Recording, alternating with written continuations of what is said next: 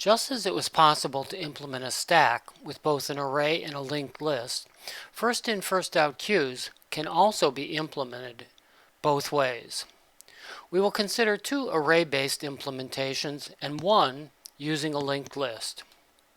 Before we consider the various implementations, let's start with a discussion of the properties of this data structure. FIFO refers to the fact that these queues behave in a first in, first out fashion, which means the first element added, or enqueued, will be the first one removed or dequeued. Unlike the stack, which is a last in, first out data structure, where both the push and pop operations are done at the top, a queue requires actions on both ends of the queue. The enqueue operation adds an element at the back of the queue, whereas the dequeue operation removes an element from the front. Consequently, we will discover that implementing a queue is slightly more complicated because we must operate on both ends. We will consider three implementations, beginning with the simplest, which uses an array in a linear fashion. The enqueue operation accepts an element of the generic type T. Because the array is of fixed size, attempting to perform an enqueue when the array is full will throw an exception. Notice that, like the top subscript in the stack implementation, back refers to the next available position. So when it equals the length of the array, no space is left and the exception is thrown.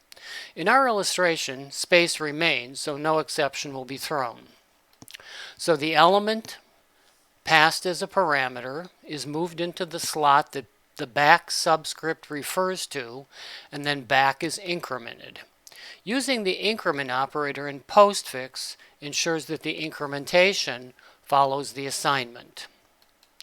The dequeue operation returns the element that is dequeued, and regardless of the implementation, there is always the possibility that the queue could be empty, which is why throwing an exception is possible.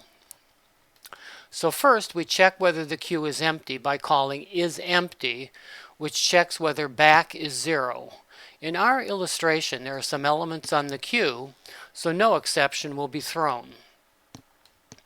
The element at position 0 is saved in a local variable, so it can be returned at the end. Then all the elements are shifted one position. Although we have illustrated them all moving at once, in reality they are shifted one at a time, one shift each time the loop iterates. The need to shift the elements is what makes the queue implementation a bit more complicated than the stack. Then the subscript back is decremented, and the element that was saved in the local variable is returned. A common theme in data structures is attempting to discover alternate approaches that improve the efficiency of the associated operations. Next, let's consider a slight modification to the previous implementation that would eliminate the need to shift the elements. In this approach, we still use an array, but we treat it as though it were a circular structure. The signature of the enqueue method is no different, and we still need to check whether the array is full. This check, however, is comparing the array length with the value of an instance variable count that keeps a count of how many elements are in the queue. As in the previous implementation, the new element is placed in the array at position back, but back is not simply incremented in postfix as before. Instead, back is incremented and then reduced modulo the array length.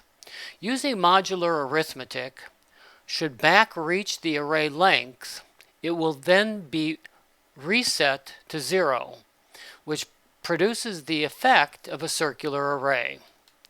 Finally, the additional instance variable count is incremented.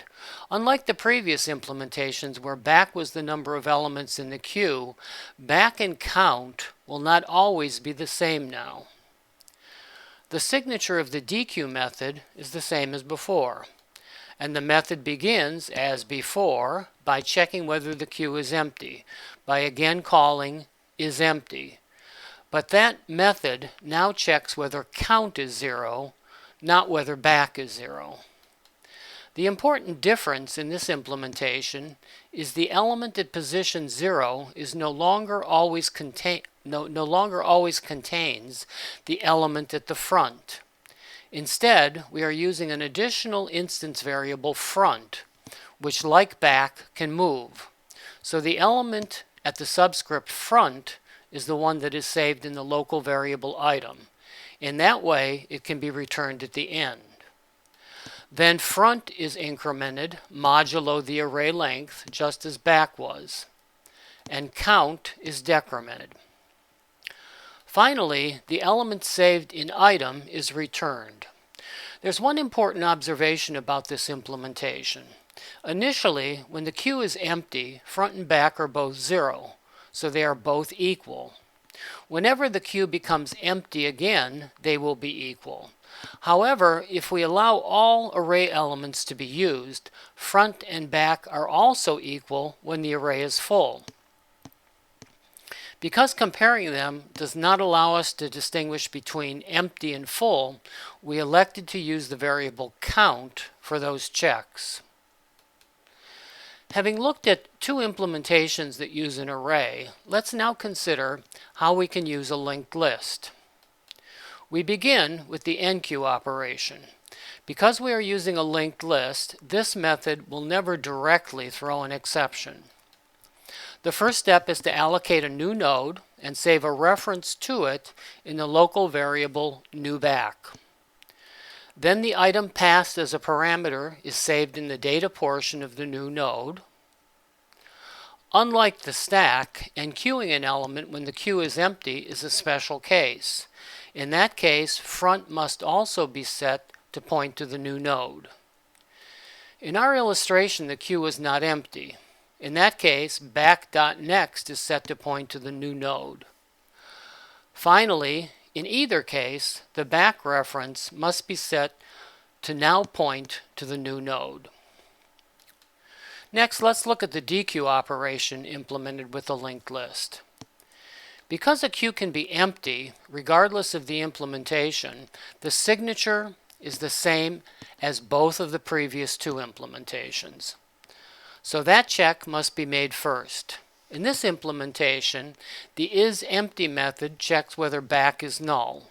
It could also check whether front is null, since both will be true in that case. In our illustration, the queue is not empty, so no exception will be thrown. Then the data in the front node is saved in a local variable so it can be returned at the end. The front reference is set to front next, so now it points to the second node bypassing the first one. Again, there is a special case needed when the last element is deleted. In that case, back must also be set to null. Finally, the saved item is returned, and the node that was previously the front node is now inaccessible, so it is deallocated by automatic garbage collection. Let's now compare the efficiencies of these three implementations in big O terms. Using the linear array, the enqueue operation has no loops, so it is constant, O of 1, whereas dequeue has a loop that depends upon the number of elements in the queue, so it is linear, O of n. By making the array appear circular, neither operation has any loops, so both operations are constant. Using a linked list, similarly, no loops are needed, so both operations are also constant. In conclusion, it was the need to shift the array elements that made the loop necessary in the dequeue operation when the array was not circular, which is why the dequeue operation is linear O of n.